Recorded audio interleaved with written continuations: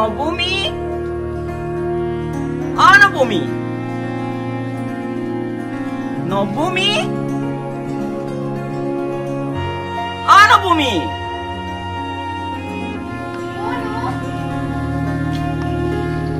বাইদেউ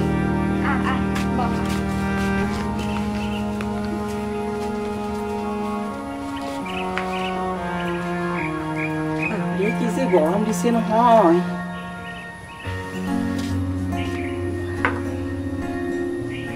কাটাচোন তামোল এখন খাওঁ দিয়া পিছে নবমী ডাক্তৰৰ তাত যাই আছে নে নাই ডাক্তৰৰ তাত যাই থাকিবা হে যিমানবিলাক চেকআপ আছে চববিলাক কৰি থাকিবা ডাক্তৰে যেতিয়াই মাতে তেতিয়াই যাবা আৰু এটা কথা নহয় নবমী এই যে তোমাৰ গৰ্ভৱতী অৱস্থাত এটা একাউণ্ট খুলিব লাগিব নহয় যিবিলাক চৰকাৰে টকা পইচা দিব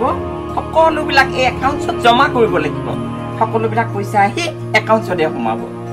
খোলা হ'ল নে নাই এই একাউণ্টটো বেংকত গৈ খুলি ল'বা নবমী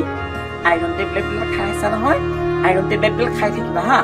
আৰু আচাই যেনেকে নিৰ্দেশ দিয়ে সেইমতে চলি থাকিবা তাৰ উপৰিও সেউজীয়া শাক পাচলি অকমান বেছিকৈ খাবা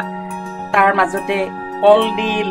কাচকল কলা কচু এইবিলাকতো খাবই লাগিব আজিকালি সেইবিলাক বস্তু নাপাৱাই হৈছে বাইদেউ বিচাৰি হলেও খাব লাগিব তেতিয়াহে তোমাৰ গৰ্ভত থকা সন্তানটো সুস্থ সবল হ'ব নহলে চৰকাৰে কি নিৰ্দেশ দিছে গম পাইছাই নহয় দুটাতকৈ বেছি সন্তান জন্ম দিলে চৰকাৰী চাকৰি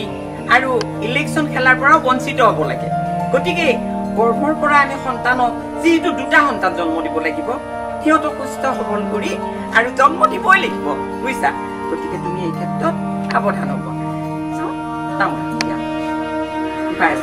মই এতিয়া যাওঁ দিয়া তুমি কিন্তু সাৱধান হ'বা হা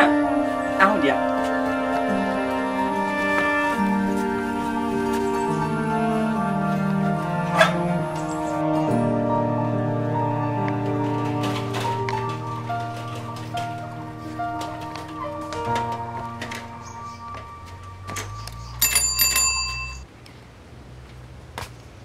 বন্ধ নাছিল কাৰণে খচৰাটো দি খেলালো ৰাইজৰ তিৰি মুদিৰি মাৰ খাই আছা চালি মনাটো দি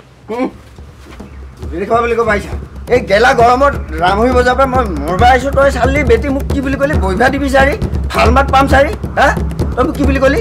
তই মুদিৰি খোৱাৰ কথা কৈছা চালি